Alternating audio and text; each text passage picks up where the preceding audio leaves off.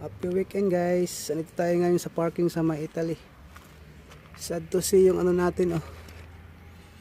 Hiniwa ng mga lasing kagabi. Dali, hindi lang isa, dalawa. Ayan. Yan yung ano natin kabayo. Andito tayo ngayon sa may gasoline station. Yan, malapit na lang to sa delivery natin, 2 kilometers. Ayan yung body natin. Ayan, daanan ng train yan dyan. Ayan. Ayan, daan din yan dyan. Doon tayo papunta bukas, doon. Ayan, nandito lang tayo sa may gasolinahan. Ayan, sa may Italy. Ayan, sa may Metano gasoline station. Ayan yung body natin yan. Sobrang init na sa Italy. Ayan, may mga lang, may ano, ibon.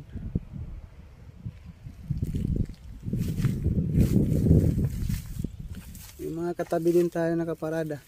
Pero mga repair van sila. Yan. Ano kasi yan dyan oh. Restaurant, tapos pwede rin mag-inom-inom. Noal oil. Yan. Medyo mainit guys. Yan. Parang nasa probinsya lang.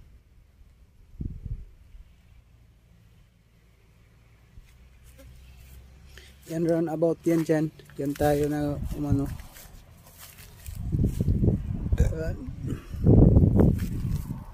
May mga ano din yan dyan, kumpanya. Yan, doon tayo papunta, yung may sasakyan na yun.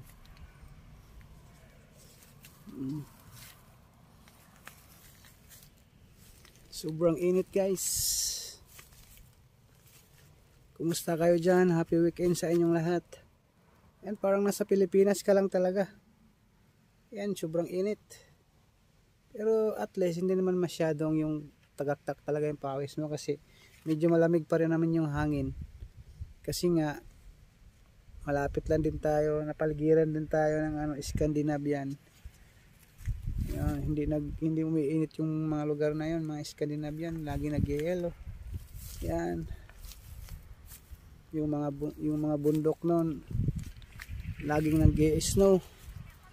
Kaya medyo malamig pa rin yung hangin kahit mainit. Kaya hindi talaga siya katulad sa atin sa Pilipinas na may mga motor din sila dito na scooter. Hindi talaga katulad sa atin sa Pilipinas na talagang tagaktak yung pawis mo. Sobrang init.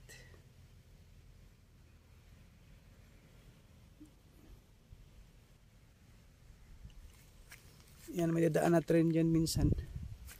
Yan yung mga katabi ko, puro mga repair van yan. Sa akin lang talaga napagtripan. At trailer kasi side curtain.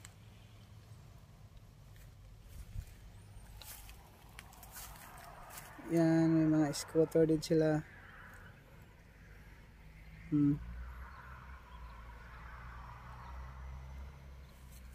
So, kumusta kayo guys? Happy weekend sa inyong lahat. Mamaya maliligo tayo dito sa harap ng truck natin. Kasi sobrang init.